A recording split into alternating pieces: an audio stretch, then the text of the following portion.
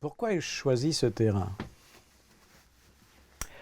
En premier, la Nouvelle-Guinée, je crois que j'ai déjà dit mon intérêt pour la Nouvelle-Guinée, pour ce pays qui m'a tout de suite enthousiasmé. Puis ce peuple aussi qui m'a enthousiasmé.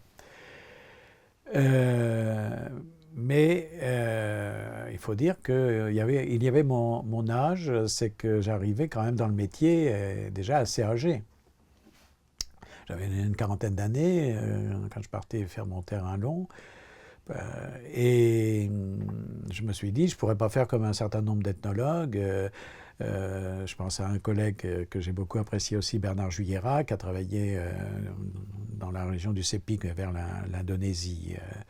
Mais il avait travaillé avant au Cameroun. Bon, souvent, c'était ça chez les ethnologues. On faisait 2 ou 3 terrains dans sa vie, dans des endroits très différents. J'étais trop âgé pour faire ce genre de choses. Donc, je me suis dit, je vais me concentrer sur ce terrain. Et puis, j'essaierai de poursuivre le plus longtemps possible, ce que j'ai fait, puisque j'y étais encore il y a 2 mois sur ce terrain. Et puis, il y avait aussi la rencontre dont j'ai parlé précédemment de Mark Ruff, un architecte américain qui provenait de Eugene, la ville des États-Unis qui porte ce nom, et qui était aussi un fan des architectures papoues, et il les a dessinés. Ses dessins sont conservés à la bibliothèque de l'université de Port Moresby.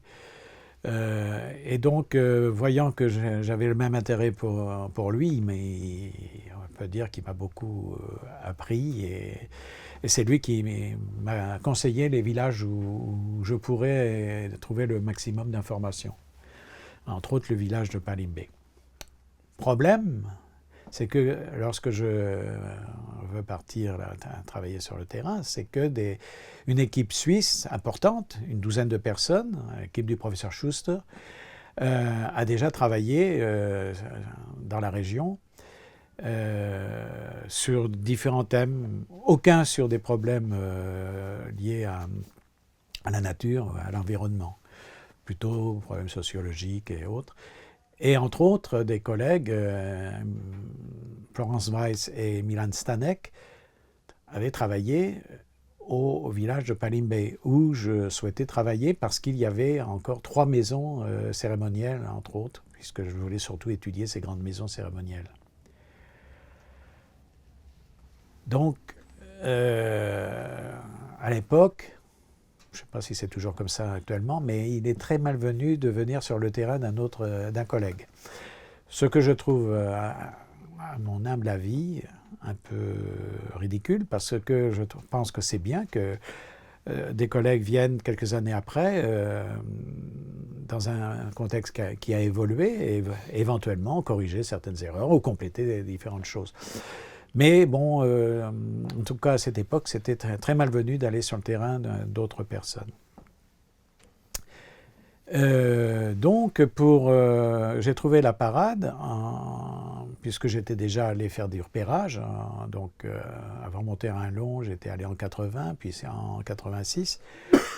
J'ai dit, je vais travailler la section du village de Palimbé qui se trouve au bord du fleuve. C'était un petit hameau qui s'appelle Abusingay, alors que le grand village se trouve à 1,5 km à pied du grand fleuve, dans un lac de méandres abandonné.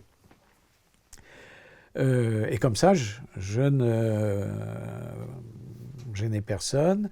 Et pour moi, c'était beaucoup plus d'ailleurs intéressant parce que je pouvais avoir accès au village de Yenchen qui se trouvait juste en face, sur la rive opposée du fleuve.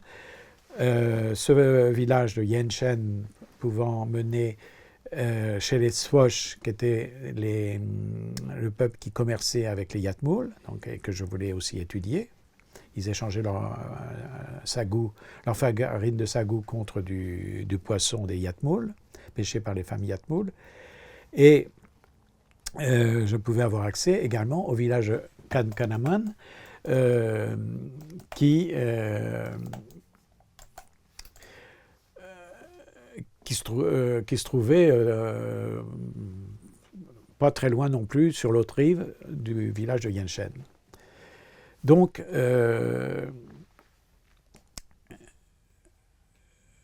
j'ai fait ce choix et je pouvais également aller au village de Palimbey,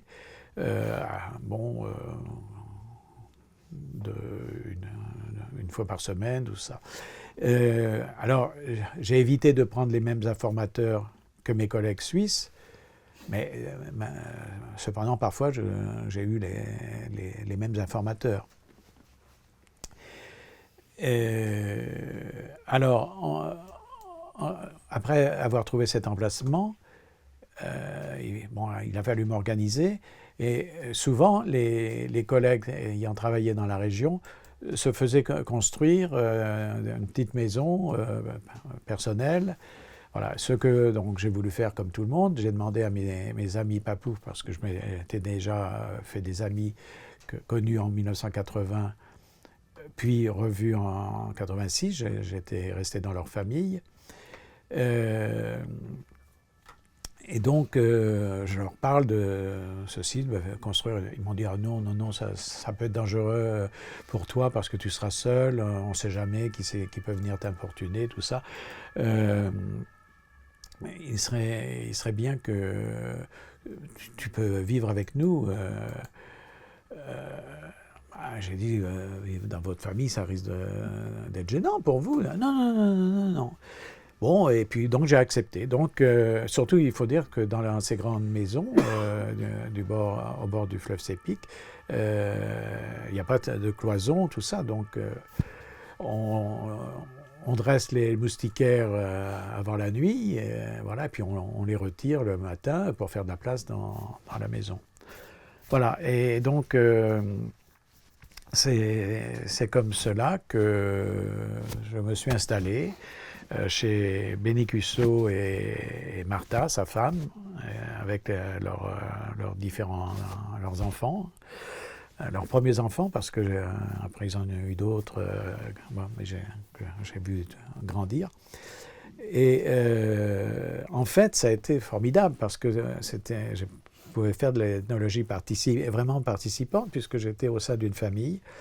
Nous mangions ensemble, on faisait tout ensemble.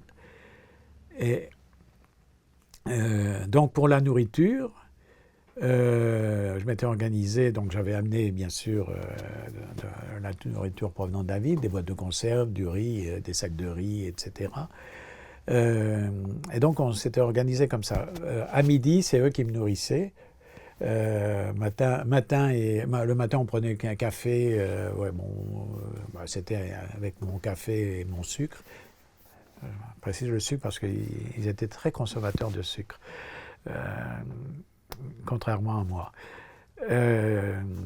Et bon, à midi, je mangeais les galettes de sagou préparées par Martha, le poisson pêché, les légumes provenant du fleuve. J'avoue avoir toujours apprécié la cuisine de là-bas, contrairement à des collègues qui ont travaillé dans d'autres régions de Nouvelle-Guinée et qui se plaignaient de la nourriture qui était peu variée, tout ça. Et là, pour moi, je me régalais à manger leur nourriture, même les larves de sagou. Et puis le soir, eh bien, je partageais mon riz, mes boîtes de conserve, et tout ça, avec toute la famille, voilà, autour de la lampe Coleman. À l'époque, tous les villageois s'éclairaient avec des lampes à pétrole qu'on appelait Coleman là-bas en Nouvelle-Guinée, la marque. Et donc tous les mois, je retournais dans la capitale provinciale du CEPIC Est, qui s'appelle Wewak, pour renouveler mon stock de nourriture. Donc pour ça, il fallait faire quelques heures de pirogue, 2 heures et demie de pirogue depuis le village d'Avusingay jusqu'à Pagui, où arrivait la route de Wewak. Après, attendre un PMV, Private Motor Vehicle, où on s'entassait avec les gens. J'ai toujours un très bon souvenir parce que je discutais avec des gens d'autres villages et tout ça. Il fallait après 5 heures ou 6 heures de route. À l'époque, les premières années, c'était une route défoncée par les pluies et tout ça. Parfois, il fallait descendre, pousser le camion. Enfin, et il y avait 2 ponts à traverser. C'était des ponts de bois. À chaque fois, je me disais, si ça craque, on tombe dans la flotte. Voilà, bon, donc j'ai fait ce trajet de très nombreuses fois. Et voilà, et donc je me suis installé. Là, c'était au mois de... Quand je me suis installé, ça devait être au mois de... En été, l'été chez nous, parce que là-bas, il y a deux grandes saisons, en fait, quand le fleuve est haut et quand le fleuve est bas. Parce que l'étiage peut être de plusieurs mètres. Hein, et quand il y a les grandes crues, le fleuve inonde tous les villages. Et ça a été une expérience aussi intéressante. Donc en janvier, par là, le fleuve s'est mis à beaucoup monter et donc nous étions... toutes les maisons sont sur pilotis et donc mais il y avait l'eau en dessous, donc sous les plateformes où nous vivions, on voyait l'eau. Et pour aller aux toilettes, chaque maison avait, ça c'était depuis la colonisation allemande repris après par l'administration australienne, qui avait obligé à ce qu'il y ait des feuillets toilettes sur pilotis aussi, avec des trous creusés dans le sol. C'était imposé par l'administration. Mais les gislanistes n'ont pas trop réfléchi parce que j'ai pu comprendre que, comme quoi parfois les bonnes idées peuvent être très mauvaises. Lorsque le fleuve montait comme ça, tout autour de la maison, tout ça, il y avait tout ce qui était dans les toilettes flottait. Voilà. Et pour aller aux toilettes, il fallait aller sur ils mettaient des plots de bois avec des planches en bois et on faisait de l'équilibre au risque de tomber dans l'eau. Bon, voilà. Heureusement, ça n'a pas duré trop longtemps, cette période. Et donc, après, l'eau se retirait. Mais oui, autrefois, les gens avaient dans chaque village, les feuillets étaient en amont du village. Alors on va dire, oui, mais les gens recevaient après, à la montée à la crue, pouvaient recevoir les excréments des autres villages. Mais non, parce que le fleuve, il est très grand, il fait presque la largeur à l'endroit où je me trouvais fait presque 1 kilomètre de large. Donc c'était très vite absorbé par les eaux. Et il faut dire qu'à cette période, il y avait beaucoup d'enfants qui mouraient en bas âge parce qu'il y avait des épidémies, encore même à mon époque. Quelqu'un de la famille, de ma famille Papou, qui ont perdu une petite fille à cette époque. Elle avait je ne sais pas ce qu'elle avait attrapé, mais enfin, malheureusement, elle est morte très jeune. Voilà, donc j'avais fait la connaissance d'une personne qui a été un très bon informateur. C'était un homme médecine, on dirait peut-être un chaman aussi, qui s'appelait Komoot, et qui m'a beaucoup appris, et bon, qui m'emmenait dans ses promenades, quand il allait dans d'autres villages, chez les Swash, à 2 kilomètres à pied du village de Yenshen, dans le village de Nangosap.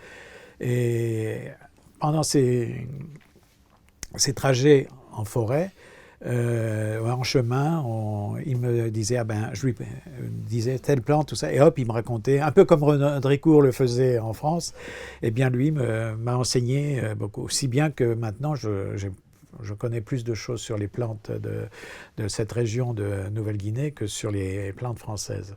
Je connais encore tous les noms, tout ça, au point que même maintenant les générations actuelles me disent si un enfant ne connaît pas une langue, va demander à Christian, bon c'est moi, malheureux. C'est un peu terrible de penser que leur langue est en train de disparaître au profit de l'anglais et du pidgin English. Oui, j'avais appris, je l'ai dit auparavant, j'avais appris le pidgin English, et puis petit à petit, j'ai appris un peu le Yatmoul, mais je ne peux pas dire que je le parle. Je comprends un certain nombre de phrases, mais par contre j'ai appris des milliers de mots sur les plantes, sur les animaux, oui. Et donc avec Komoot, j'ai appris beaucoup sur les rituels, mais j'ai toujours fait attention pour ne pas importuner mes informateurs et mes amis papous, par exemple, demander exactement, ah oui, qu'est-ce que vous dites en même temps que ce rituel et tout ça, parce que c'est ça le plus important, plus que la plante elle-même, les paroles qui vont avec. Et ça, c'est souvent secret, et c'est associé à certains clans. Et donc, pour moi, ce qui m'intéressait, c'était connaître la diversité des usages de ces plantes, plus que les paroles qui, pour moi, un personnage qui a un esprit, qui semble avoir un esprit de logique, je pense que ça n'avait pas trop d'influence, mais bon, eux le pensent. Comme par exemple, il m'a appris comment il pouvait se transformer en crocodile. Le crocodile étant l'animal le plus important, puisque il est à l'origine même du monde, de l'humanité, de tout. Et donc, il m'a montré les plantes qu'il utilisait pour se transformer en crocodile. Et d'ailleurs, des fois, les gens m'ont dit Komoot, il est dans le village de Nangosap, alors que je lui ai dit, mais je l'ai vu, il y a 1 heure, je l'ai vu. Mais non, mais il y a aussi. Bon, voilà. Donc, ça, c'est les grands mystères. Bon. Mais là-dessus, je ne lui ai jamais demandé donc, les paroles qu'il utilisait pour se transformer en crocodile. Voilà. Je trouvais que ça avait peu d'intérêt pour moi, pour mes recherches. Voilà.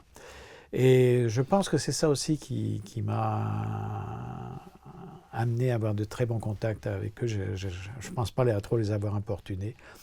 Et au contraire, eux, je sais qu'ils m'ont dit, depuis que maintenant, plus de 50 ans qu'on se fréquente, qu'ils ont apprécié que je vive comme eux, que je m'intéresse à leur culture.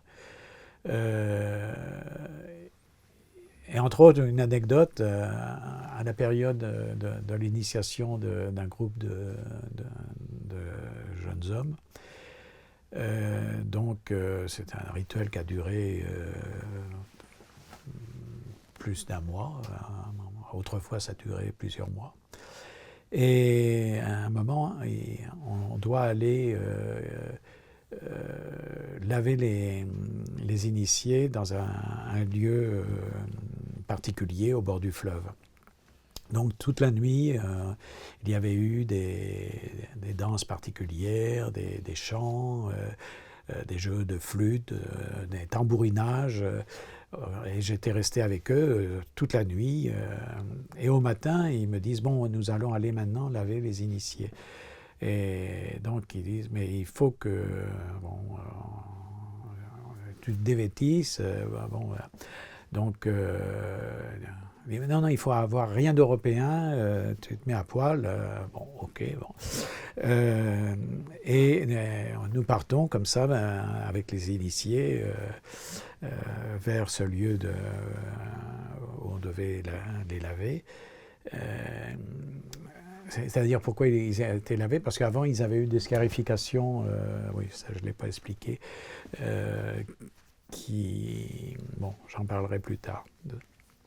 Donc, nous partons, et puis Komoot me dit, mais... Ah, t'as pas pris ton appareil photo? Ben, je dis, vous m'avez dit de retirer tout ce qui était européen, j'ai retiré ma montre, tout ça, mais...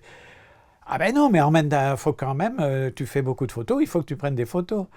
Ah, ok, donc je vais retourner chercher mon appareil photo.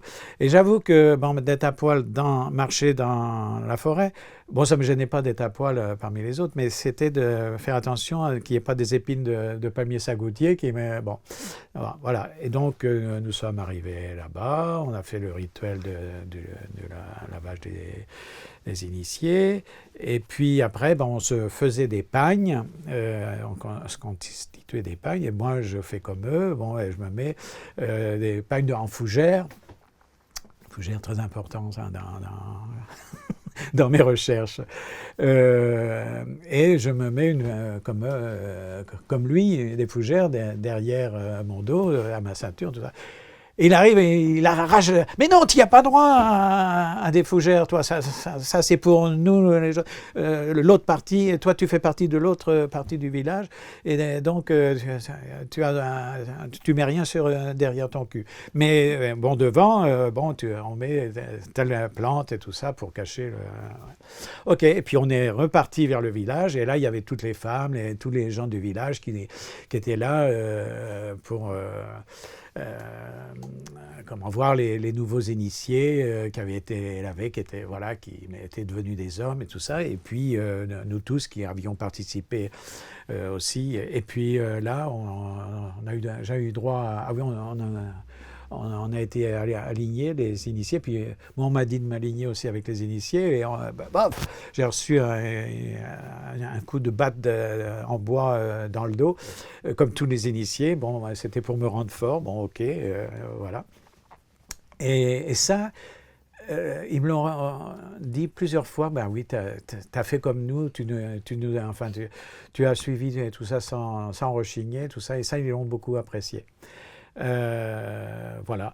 Donc, c'est vrai que j'ai essayé de vivre comme eux, tout en sachant qu'il fallait faire attention parce que un collègue du Musée de l'Homme, qui était un étudiant de Jean Guillard, François Lupu, qui a travaillé aussi dans la région du Sépic pendant un certain temps, avait voulu vivre totalement comme eux, manger totalement que ça, sans manger de riz ou des choses. Et il a attrapé du scorbut. Il avait perdu une partie de ses dents et tout ça. Donc là-dessus, je faisais attention.